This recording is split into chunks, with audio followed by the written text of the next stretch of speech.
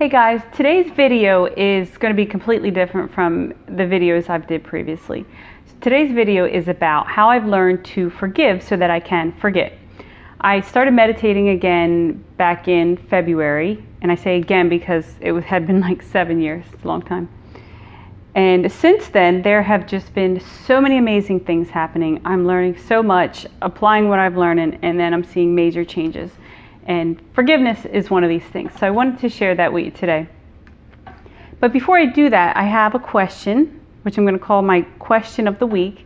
And that is, what kind of face do you make when you dance? So I don't know if you've noticed this, but everyone makes a face when they dance. So I wrote it down and I came up with 4 categories. Some of them have subcategories. So we have the serious face. The serious face is divided into 2 subcategories, and that is the jaw jutter, and that's because they jut their jaw out because they are focusing on using their hips. So they might drop the hips down and then they're swaying their hips around, but most of the movement in their body is coming from the hips. Then you have the other serious face, which is the spiritual dancer. That might not be as spiritual, as much of a serious face, like a focused face, as it is just a steady face. Like when people are doing yoga. Some people smile when they do yoga. I have the serious face when I do yoga. Then we have, second category, the smiler. And this one also has 2 subcategories. So first is the goofy face. And I'm not saying this to be mean, but these are the people that usually, they're not dancers. They don't like to go out on the dance floor. Every once in a while, if they're drunk enough or they're just having such a great time, they'll get out there and dance. And they usually dance from the legs. So they're not really into the hip movement. They don't really catch the beat as much as some other people. All the movement is coming from the legs. The second smiler, so this is the second subcategory, is the happy-go-lucky guy. This is the person that has the highest vibration out on the dance floor. They're just so happy to be alive and to be dancing. Third is the grinder. Now this is the person that they're using their whole body to get into it. It might be like R&B, hip-hop type music, club music, anything at the club. And the fourth one is expressionless dancer. These are the two-steppers. Two-stepping's a safe spot, right? Works every time for any type of music. But they're so focused on keeping that 2-step that their face is expressionless. So please, in the comments, let me know what kind of face you make when you dance.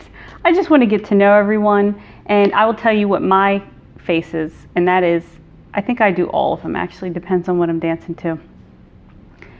Anymore, I'm just dancing at home with my kids, so I would either be the spiritual dancer if I'm really into the song, or I would be the, I like to use the hips, so I would be serious face again, or happy-go-lucky. Those are mine. What's yours? Since this is a kombucha channel, I do have a quick kombucha recipe for you. Watermelon kombucha. It's really simple. You get a watermelon, you cut it up, you put it in a bowl. After it's been consumed, you have all that leftover juice. Don't drink it. Pour it into a 16-ounce or whatever ounce bottle. If you're using 16 ounces, put at least a tablespoon up to a 1/4 cup of watermelon juice. Let it sit for a couple days. Before you drink it, put a couple leaves of fresh mint. Don't leave the mint in the bottle for too long, maybe 5 or 6 hours. Strain it and enjoy. It's amazing. I'm telling you, if you try it, you're going to absolutely love it. Best kombucha ever. I got some right here. What I have learned about forgiveness. First, the reason it's important to me is that I feel like you can't really grow, you can't continue to grow and get better if you're holding unforgiveness. So what happened, my little story here is that I had 2 things that kept popping back up in my head. One was something that happened with a friend about 3 years ago, and one was something that happened with my husband about 3 years ago. And they weren't major things. These people probably don't even remember these things that happened, but they've popped up in my head the past couple of years. And then what happens is, if I'm not staying present in the moment, then I will start to kind of role play. So imagine things, what would happen if I said this, or I should have stood up and said that, type of things, which get you nowhere, so they're pointless to do. The two techniques that I'm using, the first one I learned from Marissa Peer, who is an extraordinary woman, and she's a famous hypnotherapist from the UK. She taught me that the subconscious mind doesn't really know what things are real and what things are not.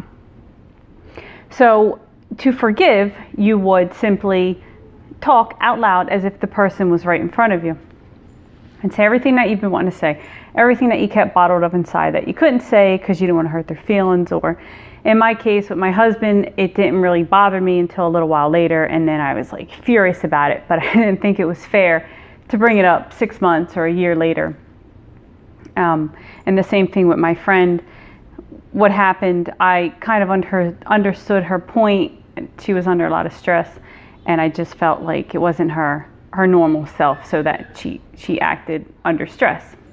So I understood, but it still bothered me. So I did that, and then I did another practice I learned from my friend over at Authentic Self Guide, and it's an ancient Hawaiian prayer called Ho'oponopono. That's a lot of syllables. Ho'oponopono.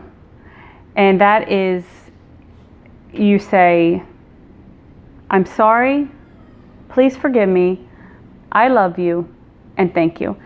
And there's no specific order you have to say those in. I believe that the practice is actually something you would say silently to yourself, but I went and applied it to this. Nobody told me to do that, I just thought it would be a good idea. So I did this by myself. I might have been in the car, I don't really remember, but that doesn't matter. And I said, husband, it really bothers me the time that blah, blah, blah, and it makes me mad that, and I just got everything off of my chest, everything that bothered me. And then when I was done, I said the Hawaiian prayer, husband, I love you, please forgive me, I'm sorry, and thank you. And then I went and did the same thing with what happened with my friend about how I don't think she handled it well. I totally understand where she's coming from, why it bothered me. Thank you for letting me talk about this. Thank you for letting me get this off my chest. Then I said the Hawaiian prayer again, and I know it worked because it doesn't pop up in my mind anymore. I just wanted to use this example to show you how it's worked for me.